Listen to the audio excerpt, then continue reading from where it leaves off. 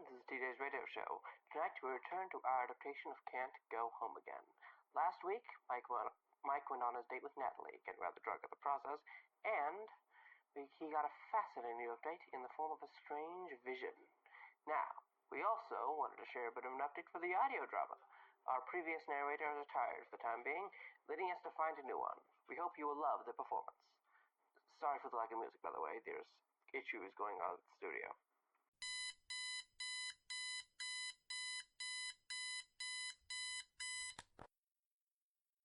Fritz Smith, or Sam, very slowly woke up. It was about 3 a.m. He was in bed, covered only by a blanket, and his girlfriend Dinah wrapping her arms around him. Very slowly, he got out of bed. Rubbing his eyes, he stood up from his bed and began to get dressed. Honey, come back to bed.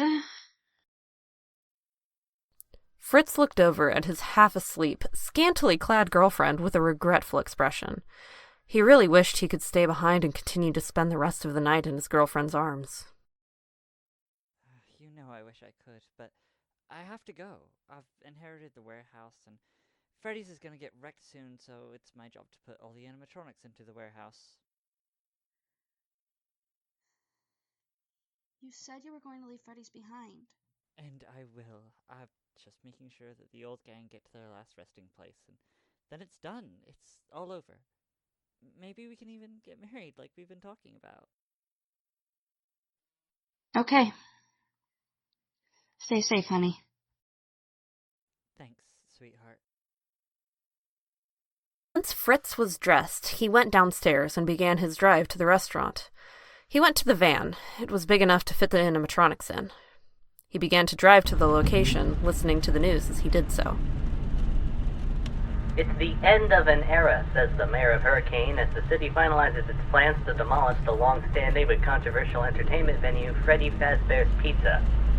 Founded over a decade ago, the local pizzeria chain has suffered for years from rumors and scandals surrounding the deaths of multiple guests and employees, and with the company recently declaring Chapter 7 bankruptcy, we thought it best as members of the Hurricane community to cover not only the tragic legacy it leaves behind, but the impact it had for many of us in our early years, oblivious to the potential horrors behind the curtain. It is a bittersweet conclusion, but we can all at last say with certainty that it is finally over. It was hard to believe it was true, that Frederick was dead and Freddy's was over. The brand survived so much, it almost felt like it was immortal. But now it was gone, and Fritz was on his way to put the gang to rest. Of course, Fritz carried a special taser with him as he traveled to the location. Before Frederick passed, he told Fritz how the animatronics no longer moved around at night. Fritz still preferred to be better safe than sorry. He parked outside the location. Alright, here goes nothing, hopefully. Fritz walked over to the main stage, where the 3 main animatronics stood. Fritz inspected them, looking for any sign of life, any sign of attack, but nothing came. I still can't decide if you're creepier with or without the face, Bonnie. Fritz then slowly, one by one, pulled each of the main 3 down to the trolley to the van. He was curious what exactly caused them to no longer move. Had the spirits moved on? Were they simply resting eternally now? Whatever the case, after a bit of struggle, they were all in the van. Alright, one more to go. Fritz then returned for the pirate, the antagonist of the Fazbear cast, Foxy. On his way, he noticed something peculiar. The door to the safe room, boarded with numerous pieces of wood. He made nothing of it, so he decided to walk over to Foxy's area. He pulled away the curtain and looked at the red, fluffy pirate fox. He stood on a stool and grabbed Foxy's waist. He prepared to bring Foxy down. Then, Foxy's hand shot out and grabbed Fritz's wrist.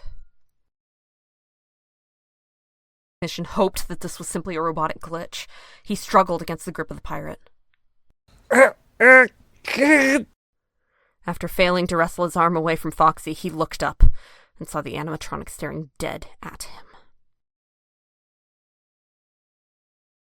In the morning, Mike was having another strange dream. This time he imagined himself in a dark room. It felt cold. He could see an open door. He could recognize through the door that the hallway to Freddy's was outside. He was stuck inside some sort of suit, slacked up against the wall, and could hear whimpering. Was that from him? He then saw a familiar face arrive at the door, looking at him with a strange, contemptful look in his eyes. He had never seen Frederick like that. He could feel himself, or rather whoever's perspective he was seeing through in the dream, reaching out for Frederick.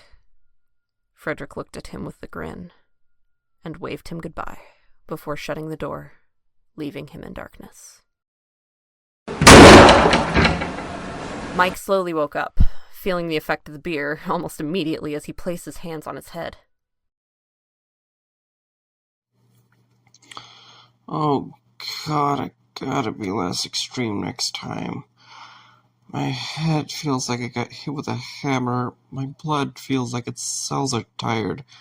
My stomach feels like it has friggin' porcelain pressed against it. Wait.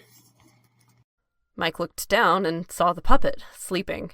At some point in the night, it ended up resting on top of him.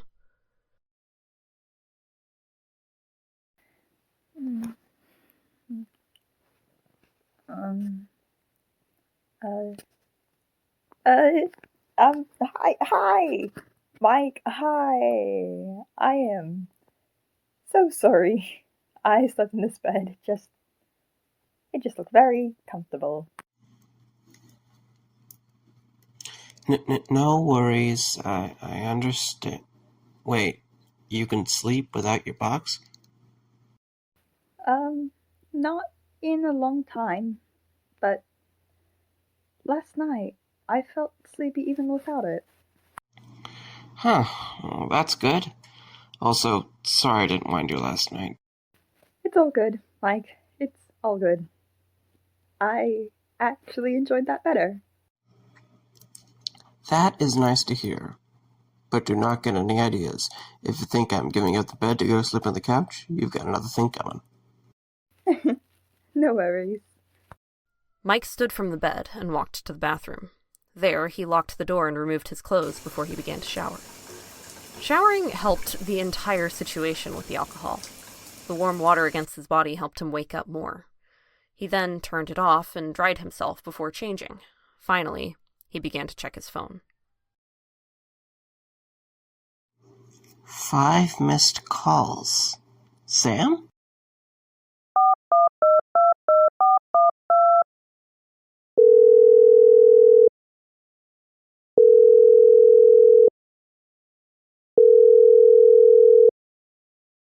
Hey, Mike. Hey, Sam. I noticed that you tried to call me a bunch of times. What was that about? There was a situation last night. Is everything okay? No. No, it's really not. I ran over there to collect the animatronics and move them to the warehouse. Most of them were completely docile, like normal animatronics. But it turned out one of them was still kicking. Foxy was alive. Foxy? Oh God, are you okay? I used a taser to stun him for a moment and was able to escape. He chased me out of the pizzeria, but I was able to get to the van, flashed my lights to distract him, and I gunned it to the warehouse, locked myself in. I don't know what I'm gonna do now. Try to get him again? Wait till the demolition and let that do the work? Mike, are you listening to me? I think I know who haunted the animatronics. Fritz. And who the killer is. What? Did the puppet tell you that? It's hard to explain, but I'm pretty sure those teens went missing back in '85. I found stuff that suggests, well, I think those teens ended up haunting the classic animatronics. Oh my god. Fritz, did you ever hear of someone named William Afton? Yeah, I don't think I ever got to meet him personally, but from what I heard, he was one of the people at the top of the business. Oh, he disappeared after suffering a facial injury. Did you see anything else weird at the pizzeria? I saw how the safe room was apparently boarded up. Safe room. What I found does imply that there was something weird about a hidden room at Freddy's. I think we should check that out. I will go to the warehouse and then Freddy's. You can stay at the warehouse if you prefer. I just need to call someone. I'll meet you here. Okay. Mike grabbed some of his things, then his car keys, and took another look at the files, seeing the security guard with bandages named Angel Wilson. Could this Angel be Afton? Perhaps that was why he wore the bandages and goggles concealing his face, to cover his identity and whatever injury he had suffered. When Mike looked to the side, he could see the puppet. Who told you about the room? Dream people, weirdly enough. I got to get going. No, you don't. You are not going to Freddy's. There is no big secret and no room. There's nothing there worth looking for. You just asked me about the room, so I'm going to go on a limb and guess that yes, there is a room. What aren't you telling me? The marionette's face changed again, from its usual smile to a look of worry. Concern, perhaps? I won't be down there long. You don't have to get involved. I'm already involved. I am asking you as a friend, do not go down there. Marionette, I just want to know for sure what happened. I became a part of something bigger when I met Frederick. I just want to know everything about what that bigger thing is. Then I have no choice. I am not going to let you leave. Cute. I am going, and you are not going to stop me. The puppet put his hand around Mike's wrist. Mike attempted to wrestle control from him.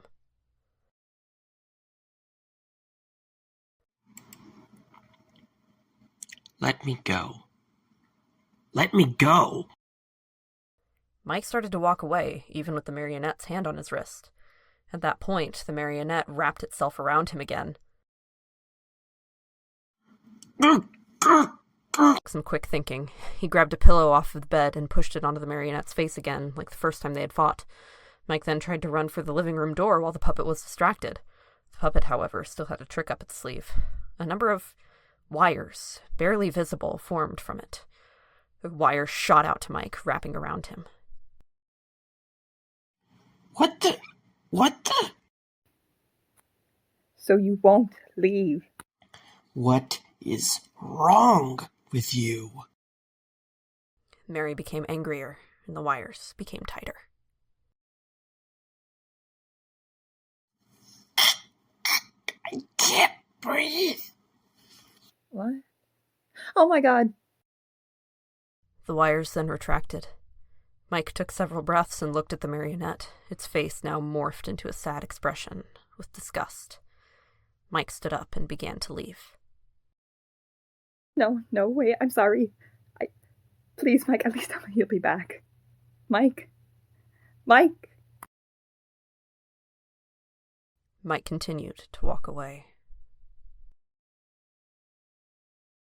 Mike, I'm sorry. I'll tell you what happened. This got Mike to stop, and he looked back. I'll tell you my story. I'll tell you what you want to know of my past and what happened at Freddy's back in the day. Just please don't leave me. You're serious? Yes. Yes, I will tell you if you at least promise to come back. Marionette, I know you didn't mean to hurt me. I do think I could maybe use a bit of space. You don't have to tell me if you don't want to. I'll be back in a few days. No, I owe it to you. I am sorry. Okay, then. If you really mean it, then yes, we can do this. Mike walked with Mary to the living room and sat on a couch. I honestly don't know where to start. Just start with you. All right. I was human once, a young boy. Lived with my father, my family. I wish I could say I was happy, but I wasn't. I was bullied, even by my own brother. Then they put my head in Fredbear to scare me. Then it was an accident, but it crushed my head. I lived for a short while longer, then I died. Eventually I became this. Wait, what do you mean you became this? You weren't stuffed or whatever? This wasn't my first body. When I first died, I became fragmented. I don't remember all of it, just that I felt shattered across different places. Then I was put back together. I was here. I was not the same as I am now. I was more mechanical, followed programming. I couldn't even speak. I couldn't see things right. I just stayed at Freddy's like I was supposed to. And then one day. And then one day what? One day, I saw a man in a rabbit suit at Freddy's. I approached him, and then he showed me 4 corpses. I was able to recognize that one of them was my brother. He was Gabriel. He left me with them. I wanted to do something. I'm not sure how the idea came to be, but I stuffed them. You what? I stuffed them in the animatronic suits. They possessed them. I gave them life again. So, you are the reason. I just wanted to save them. How did you even get that idea? You said you just became like this. Where on earth did "let me just shove these dead kids in here and hope it works" come from? Well, it worked for Gold. It worked before. Worked for who? Just an old friend. You are beating around the bush. All around the mulberry bush. Huh? Sorry, I just get easily excited. Yeah. At least I just played music. Better than growing teeth or twisting my head around. If you ever do any of those things, I am gone. Anyways, back to the subject. For the next question, did you know the killer? Afton. The Purple Man. That's what we called him. That's the appearance we could see him in. He was a monster. What he did to my brother and his friends was bad enough, but then he kept coming back. He butchered more children. He turned my father's restaurant into a graveyard. He was a monster. Sounds like it. Supposedly, he disappeared because of a facial injury. Did you ever find him? That was when Mary's face turned back to its usual smile. We took care of him. He won't be hurting anyone else. Okay then. Good. If you don't mind me asking, what were the classic animatronics like after you gave life to them? Well, when we learned to communicate, to an extent, they were apologetic when they realized who I was. For a while, we were all we had. I got to know them better. Apparently, Gabriel's friends had rough lives. Raymond had a drunk father, Chris was dealing with the loss of his mother, and Dallas's mom hit her repeatedly. It did not make what they did to me okay. Nothing could ever do that. but I was able to understand that these were scared kids like me. Right, kids. Speaking of which, this is something that's bugged me for a while. Why do you sound so adult, Mari? The marionette just stared at Mike when Mike referred to him with that name. Is something wrong? No, it's fine. Ghosts do not stop aging when they die, though they may age a bit different. I died as a child, but I matured. Now I'm an adult. I see. Interesting. Well, okay, I guess I should stop beating around the bush myself. Sam called me this morning and said how 3 of the animatronics weren't moving. They were fine, apparently. Why is that? Oh, well, they're gone. Gone? I don't want to talk about it, but yes, they've been gone for a while now. Then what's with Foxy? What do you mean? Sam mentioned that Foxy was still acting violent, so his soul is still there. Why is he around and no one else? Mary gave no response. He simply stared at Mike, blankly. Mari? Mike blinked, and he was gone. The marionette had disappeared. Mike looked around for the puppet and could not find him anywhere. Not in the bedroom, not in any closet or attic. The marionette had left the house.